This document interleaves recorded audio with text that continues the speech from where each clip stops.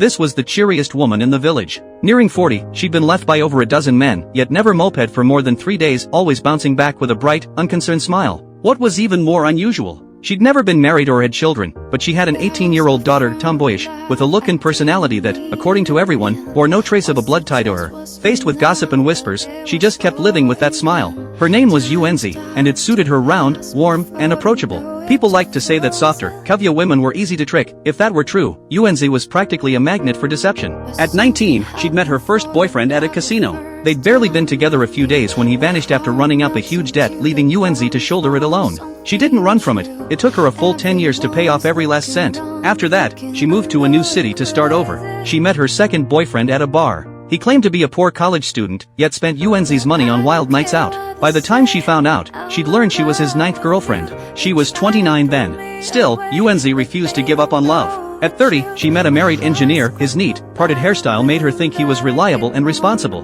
He said he needed money to pay his ex-wife alimony, so he borrowed from Yuenzi. First 300,000 yuan, then 3 million. She fell deeper and deeper, until he not only got back together with his ex-wife, but they also had a baby. Furious, Yuenzi went to confront him only to see his baby stroller outside his door and run away without a word. That was Yuenzi, kind to a fault, even when she'd been wronged. She decided to move even farther away, taking a job at a snack shop, thinking she'd finally be free from bad men. But fate wasn't done with her. This time, a man who called himself a novelist walked into her life. He talked grandly about becoming one of the 21st century's great writers. His house was filled with books, yet he'd never written a single line himself. The silver lining? Unlike her previous lovers, he didn't waste her money on reckless fun. So Yuenzi kept supporting his dream, and even her daughter loved the books he bought, finding a quiet joy in reading them. She'd hoped this story might have a happy ending, but fate had other plans. One day, the novelist disappeared too, leaving only a note: "I must return to my roots." It turned out that even a giant of ideas could be a coward. But Yuenzi loved him deeply, so she boarded a northbound train without hesitation, determined to find him, taking her daughter along. After days and nights of traveling, they reached his hometown. It was snowing heavily, and mother and daughter went door to door asking for him, but got no answers.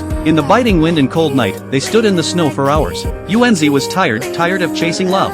They decided to settle there instead. After all, an unreliable man mattered far less than her own daughter. As luck would have it, Grandpa Huang from the fishing port rented them a small boat at a low price to use as a home. Finally, they had a relatively stable life. Yuenzi's daughter, Xiaojiu, went to school, while Yuenzi worked at Grandpa Huang's barbecue restaurant. Her cheerful personality drew customers, boosting the shop's business. After school, Xiaojiu would come to the restaurant to eat. Even though everyone still commented on how little mother and daughter looked or acted alike, no one said anything unkind. Yuenzi never cared about the remarks. She'd even praise Xiaojiu loudly in front of everyone, and happily accept the applause from the customers. Xiaojiu often wondered, if there was such a thing as a past life, what had Yuenzi's been like?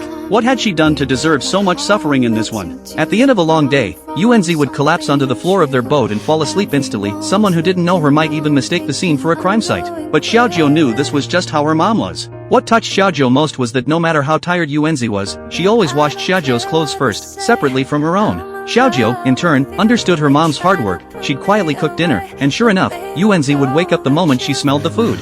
Looking at her thoughtful daughter and the delicious meal, Yuenzi's heart would fill with joy, warm, simple, and real.